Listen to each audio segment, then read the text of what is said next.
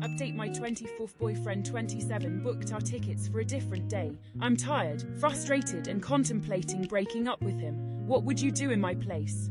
Hi everyone. Not sure if this will get buried or not, but a few people asked for an update. First off, I want to thank everyone who gave me feedback in my previous post. I've thought a lot about other people's experiences and did a lot of self-reflection. Here's the update to my previous post. So long story short, we broke up amicably. For those who want the longer version with a bit of recap of the entire situation, I omitted a lot of details and lied about our personal lives, just so I could get truly unbiased opinions. To tell the truth, I'm a med student, got into med school a bit later because, well, life happened. He's just finished law school. At the time of the concert, I had to study for my anatomy final and could not have any distractions, but I told myself that the concert would be a treat to myself during this tough time period. We had arrived at his friend's place where we'd be staying, and to be honest, I've never felt so unwelcomed and out of place in my entire life. Me, my boyfriend, let's call him Jim, his friend Jane and her boyfriend John decided to go to a restaurant in the evening, and Jane basically didn't acknowledge me for the entire evening. Every time Jim had to leave the table, Jane would turn to John and pretended I wasn't there.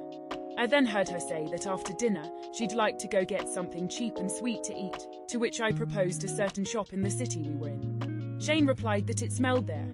After asking her how did the shop smell, she looked me in the eyes, laughed and said it smelled like poor people. When Jim returned, I took him aside and told him what Jane has said to me, to which he just laughed.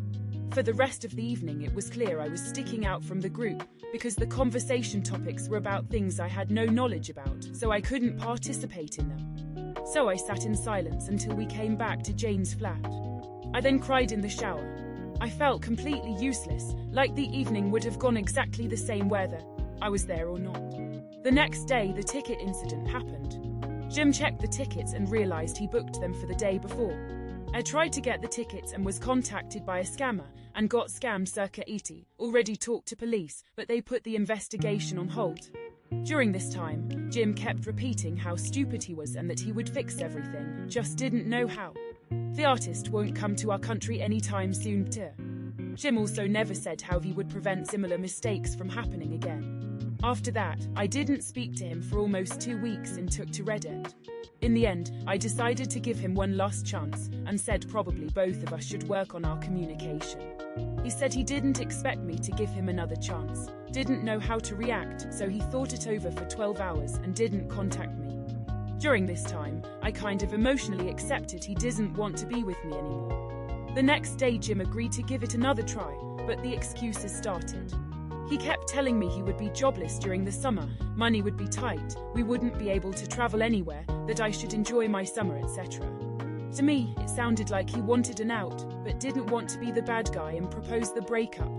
Come to find out, he wasn't as broke as he was telling me, because he attended a film and music festival. Doing the math, he probably spent around 300. So I messaged him that I'm tired. He didn't even say sorry after Jane insulted me, and I didn't see him making any effort in planning our future and owning up to his mistakes. We wished each other well, we would be open to communication if we ever crossed paths again, and I now feel like somebody close to me died. Rationally, I know I did the right thing, but I've never broken up with anyone amicably before, and grieving this relationship is extremely hard on me. Thank you all for reading. Take care.